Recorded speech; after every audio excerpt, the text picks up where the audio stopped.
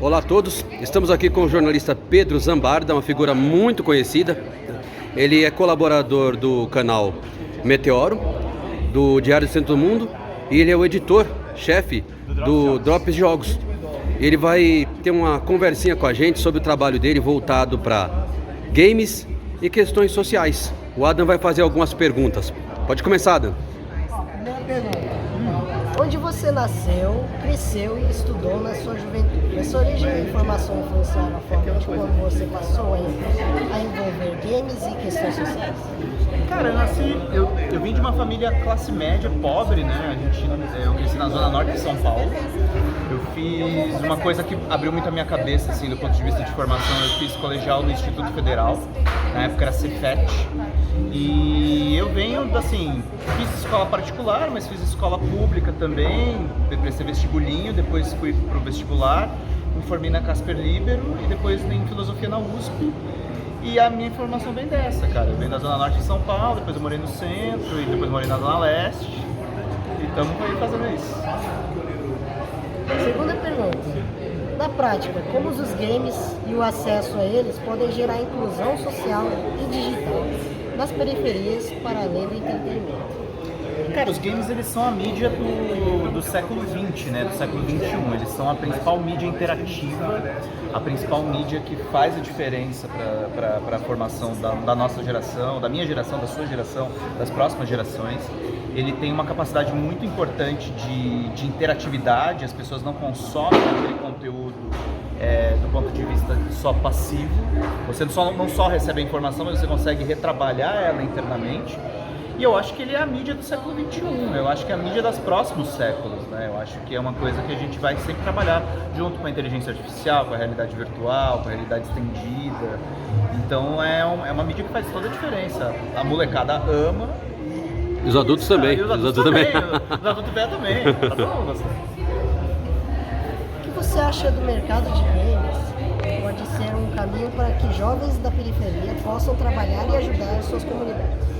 Eu acredito, um livro que eu escrevi chamado Internet Heroes, eu falava no final desse livro que eu acho que tecnologia é um meio de emancipação social. Eu acho que é muito importante a molecada procurar empregos nessa área, desenvolver os seus próprios aplicativos. Veja, eu sou uma pessoa crítica a essa coisa, tudo é empreendedorismo. Eu não acho que tudo é empreendedorismo, acho que tem gente que não tem tino para criar suas próprias empresas, mas já que existem as ferramentas, vão lá, se apropriem, estudem, se especializem, façam escola técnica, vão estudar programação, vão estudar ilustração, vão estudar cultura, que isso é fundamental, sobretudo para afastar o jovem dos problemas que a gente tem na periferia, que tem a ausência do Estado, né? Por isso que tem crime organizado, por isso que tem todos os tipos de crime que a gente acompanha. Isso é fundamental para a molecada ter uma boa formação. Eu acho que games e tecnologia servem muito para isso. Qual a importância do marco legal dos games para beneficiar diretamente o desenvolvimento de jovens e a capacitação em comunidades periféricas?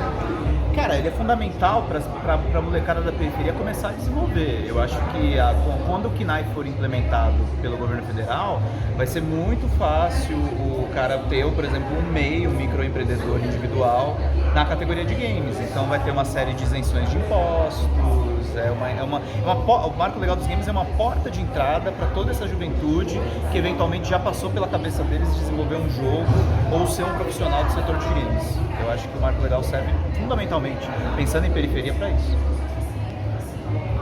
Qual o impacto da falta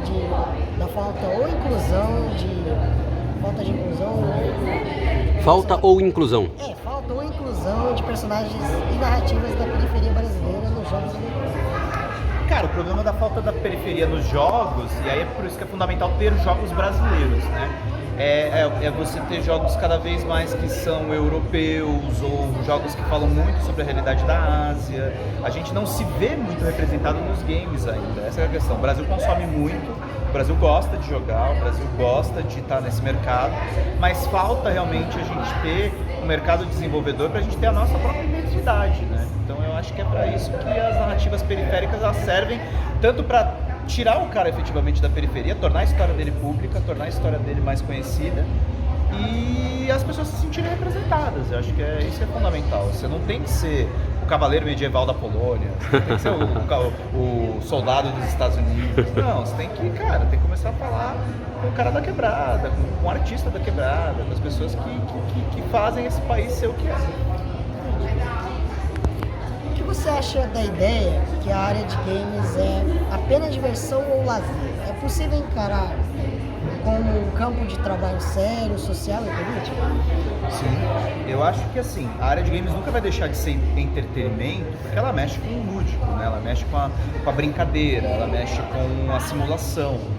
Mas tem uma outra área muito séria que assim, você tem que fazer jogos com responsabilidade, você tem que se atentar.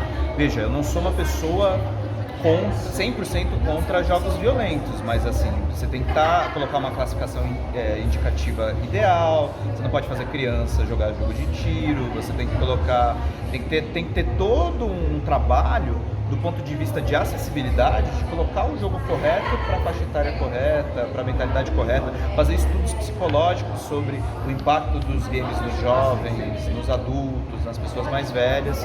Eu acho que pode ter game de tudo. Game é um campo cultural aberto, assim como são os livros, assim como são os filmes. Não tem filme ideal, não tem livro ideal. Existem os livros que não foram escritos, existem os filmes que não foram filmados e tem os jogos que ainda não foram criados ou jogados.